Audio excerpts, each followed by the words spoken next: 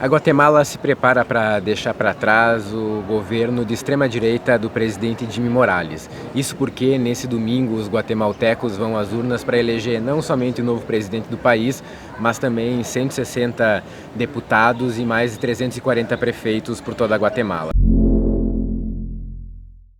Antes de falar sobre a eleição, vou aproveitar para falar um pouco sobre o que significou esses 4 anos da extrema-direita na Guatemala. Eu e o Igor chegamos no país em 2017, logo depois de um acidente muito sério numa instituição que devia cuidar de meninas que estavam sob a tutela do Estado, e aconteceu um incêndio nessa instituição ocasionando a morte de mais de 40 adolescentes, sendo que poucos dias antes desse incêndio, que até hoje não foi esclarecido,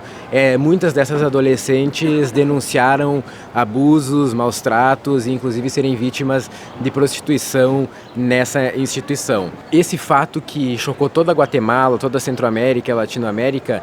continua com um manto de impunidade muito sério até hoje. Outro momento que também caracteriza esses anos do Jimmy Morales é exatamente as caravanas migratórias, que tem muitos guatemaltecos saindo do país em virtude da falta de oportunidades para ir para os Estados Unidos, principalmente em busca de trabalho. Por outro lado, esse governo que se defende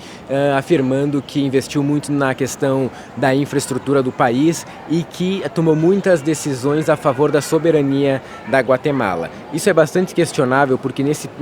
terreno da soberania, o que o governo fala é em relação à expulsão de um organismo internacional que estava na Guatemala para investigar denúncias de corrupção, inclusive algumas delas envolvendo o próprio presidente Jimmy Morales e também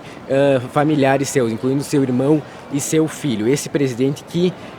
ao chegar ao poder, de alguma forma antecipou essa onda de rechaço à política que tomou conta da América Latina toda, porque o Jimmy Morales era um humorista de televisão que acabou se elegendo, afirmando que ia combater a corrupção e que iria fazer uma grande revolução na Guatemala. Isso não aconteceu. Em algumas regiões, 2 em cada 3 pessoas são bastante pobres. Por exemplo, a gente passou por Solalá, que fica pouco antes de Panajachel, que é uma zona turística, e podemos ver que muita gente trabalha no comércio informal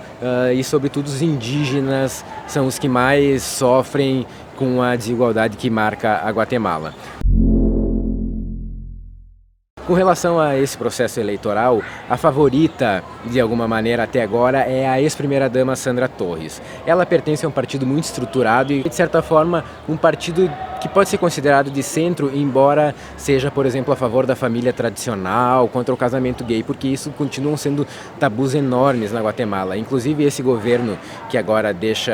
está prestes a deixar o mandato, uma das leis que aconteceram nesses últimos 4 anos da Guatemala prevê não somente a maior penalização para as mulheres que sofrerem abortos acidentais, mas também espontâneos, só para a gente ter uma medida da cultura conservadora que prevalece no país. Sandra Torres pode ser a primeira mulher a chegar à presidência, mas para isso ela tem que superar o rechaço que ela tem na capital, onde muitos a classificam como uma política do sistema. Tem outro aspecto interessante, é que os adversários classificam a Sandra Torres como uma ameaça socialista. Isso porque, quando ela foi primeira-dama, ela desenvolveu um programa de bolsas, especialmente no interior, para mães solteiras, para idosos, para deficientes, bolsas que variavam de 30 a 40 dólares, isso dá mais ou menos 200 e poucos quetzales, que é a moeda da Guatemala, e por conta desse programa de bolsas ela é muito popular nas zonas rurais e até mesmo em algumas zonas indígenas, onde não se fala o espanhol, inclusive, mas na capital a imagem dela é bastante desgastada. Os outros candidatos que estão mais perto da Sandra Torres são outros homens ligados à oligarquia ou à direita na Guatemala, que podem ir ao segundo turno. Pelo lado da esquerda, ou pelo menos de candidaturas populares, se destaca nesse momento a Thelma Cabreira, que é uma indígena, uma líder campesina e que vem crescendo nas pesquisas, e ela fala inclusive numa ressignificação das esquerdas, ressaltando que o mais importante na Guatemala é a defesa dos povos. Como eu comentei antes, mais de 60% da população guatemalteca é indígena e os indígenas estão completamente fora dos espaços de decisão na sociedade. Essa esperança com a candidatura da Thelma segue até domingo, mas lembrando que as dificuldades são muito grandes porque a Guatemala nunca elegeu nenhum governo de esquerda. Outro aspecto é que essa eleição foi muito judicializada e duas mulheres, por exemplo, Thelma Aldana e Zuri Rios, que também apareciam com alguma chance no início do processo, foram proibidas por questões de infração eleitoral. Diante desse quadro de um amplo domínio conservador, de uma esquerda fragmentada e que ainda tem muita dificuldade de conceber completamente a luta indígena, a Guatemala vai às urnas nesse domingo para o primeiro turno e para essa eleição nesse maior país da Centroamérica. Desde 1954, cuando fue el golpe de Estado contra el expresidente Jacobo Arbenz, la ideología dominante en este país ha sido la anticomunista, ha prevalecido la doctrina de la seguridad nacional hasta 1996 con la firma de la paz y el final de la guerra. Y pues desde entonces la clase política ha venido usufructuando el poder del Estado junto con militares, empresarios oligárquicos y la Embajada de Estados Unidos. Tenemos la novedad de 3 candidaturas indígenas participando en estas elecciones y dentro de estas 3 una mujer indígena campesina que está levantando preferencias electorales con alguna posibilidad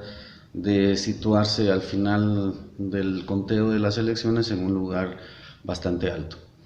En un país donde la ideología conservadora de derecha neoliberal impera,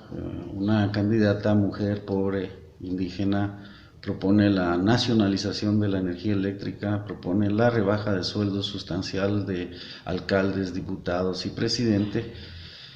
y propone gobernar a favor de las comunidades olvidadas. La derecha empuja sus binomios, no importa quién quede, lo importante es que sea uno de ellos. Así que sorpresas seguramente van a haber este próximo domingo.